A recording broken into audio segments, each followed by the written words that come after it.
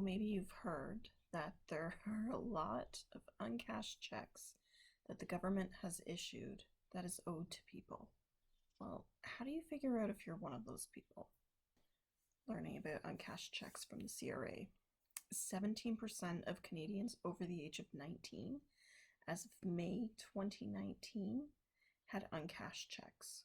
So it makes sense to take a moment and stop and log in and see. I helped somebody find $89. It's not a huge amount of money, but I wouldn't mind an extra $89 in my pocket.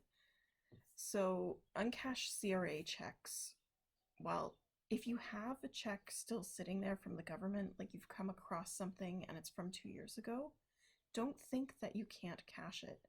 Government checks don't stale date, so go ahead and just deposit it into your bank account, and you don't have to worry about the rest of this process, other than maybe looking to see if there are others. It's quite possible you never received a check, or it accidentally got destroyed, like you washed it in your jeans pocket or something. If that's the case, there's a Form 535 that you need to complete and send in. And it's actually not as terrible of a process to do as you would think, because the steps I'm going to walk you through in a later video, the form's going to mostly pre-populate. So that's kind of nice. And then if you have government checks for someone who is deceased, it's unfortunate to have to deal with these circumstances. As long as you still have that estate account, you can deposit the check there. If you don't, reach out to the person who did the final tax return. They'll probably have more direction for you on what you need to do in that specific circumstance.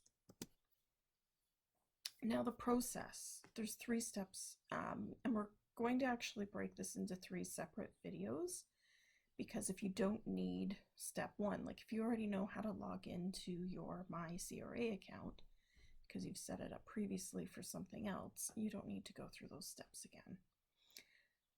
Step 2 is we're going to show you how, when you're logged into the account, that you can go and scroll down to where those checks are to see, do I actually have any checks or not? If you don't have any checks, well, then you don't need to watch the video for step 3. But if you do have uncashed checks there, then step 3 is going to be just walking you through what those steps are in order to complete the form, upload the form to submit it, who can sign it, that kind of information, so that you can go through the process of actually having that money reissued to you. Now, what you may want to consider, not everybody is up for this, but set yourself up with direct deposits so the money just goes directly into your bank account. And then you don't have to worry about the checks not coming to you. All right, so we'll see you in the next video, whichever suits your needs. The next video in the series will be logging into your MyCRA account. The video after that is going to be how you're looking for uncashed checks, and then the video after that is showing you, if it's showing that you have uncashed checks, how do you actually claim them. Talk to you soon.